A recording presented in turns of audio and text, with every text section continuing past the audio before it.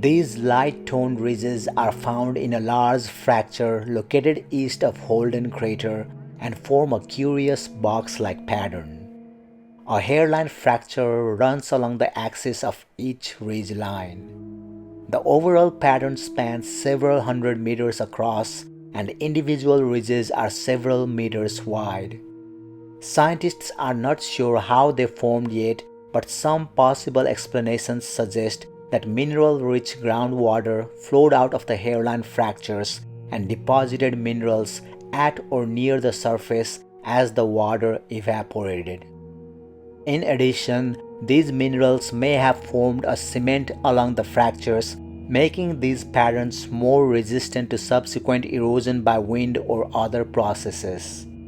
The resulting cemented ridges then stand high above the surrounding plains.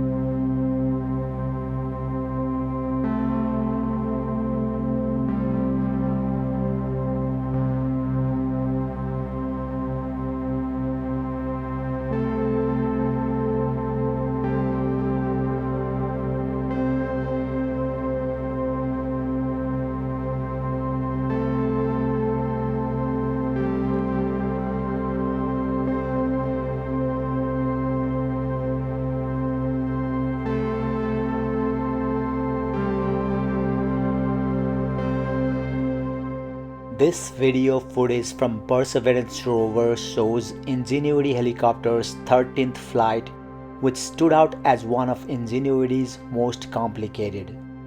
It involved flying into varied terrain within the Sita geological feature and taking images of an outcrop from multiple angles for the rover team. Acquired from an altitude of 8 meters, the images complement those collected during Flight 12, providing valuable insight for scientists and the rover team. Captured by the rover's 2-camera Mastcam Z, the video clip shows a majority of the 4-pound rotorcraft's flight profile and provides a close-up of takeoff and landing, which was acquired as part of a science observation intended to measure the dust plumes generated by the helicopter. Once Ingenuity flew to the right out of view, it collected 10 images of the rocky outcrop with its color camera before heading back into frame and returning to land in the targeted location. The value of Mastcam Z really shines through the video clip, as even at 300 meters away, we get a good close-up of takeoff and landing through Mastcam Z's right eye. And while the helicopter is little more than a speck in the wide view taken through the left eye, it gives viewers a good feel for the size of the environment that Ingenuity is exploring.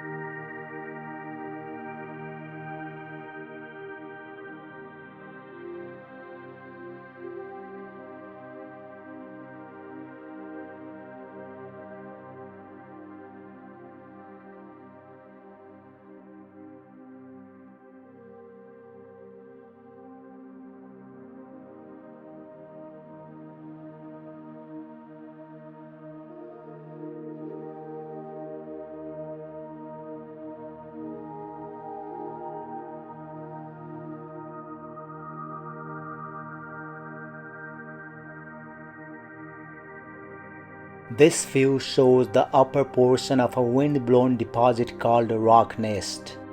Curiosity rover took a scoop of soil from a region located out of frame below this view. The soil was then analyzed with a chemistry and mineralogy instrument which revealed the presence of several minerals including feldspar, pyroxenes, and olivine, and suggested that the Martian soil in the sample was similar to the weathered basaltic soils of Hawaiian volcanoes. The rover also detected abundant, easily accessible water 1.5 to 3 weight% in soil samples at the location. Two principal soil types were found here, a fine-grained mafic type and a locally derived coarse-grained felsic type. The mafic type, similar to other Martian soils and Martian dust, was associated with hydration of the amorphous phases of the soil. Also, perchlorates, the presence of which may make detection of life-related organic molecules difficult, were found here and elsewhere at a more polar site, suggesting a global distribution of these salts. A rock found here was also a muggerite and very similar to terrestrial muggerite rocks.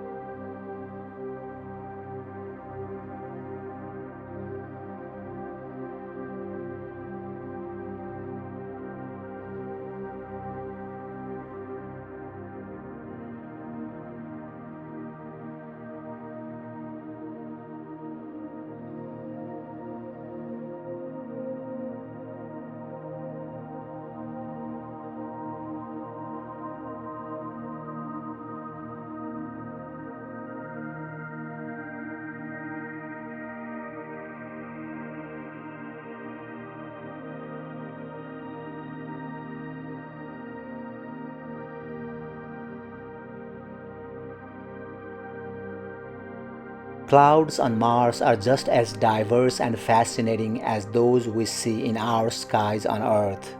Unlike Earth's liquid water clouds, Martian clouds are primarily carbon dioxide because moisture in the planet's air is so low. This peculiarly long water ice cloud has appeared so many times over Valles Mons, the southernmost of three volcanoes near the Martian equator, that in 2020 scientists named it the Valles Mons elongated cloud. The elongated wisp of water ice has formed every spring on southern Mars, and it becomes visible in the early morning and lasts until noon every day for at least 80 days. Within hours, the cloud spreads at a mind-boggling speed of 370 miles per hour. At its largest, it spans more than 1100 miles long and 90 miles across, stretching from Valles Mons all the way to Olympus Mons, the largest volcano in the solar system. Although the cloud repeatedly forms over a volcano, scientists have long ruled out that it's any sort of volcanic event because spacecraft never detected spikes in methane, sulfur dioxide, and other gases known to spew from volcanic eruptions. Instead, the cloud results from the way local winds interact with the surface features. It forms when water-faring winds are nudged up the flanks of Valles Mons to higher, much cooler altitudes where some of the moisture in them condenses.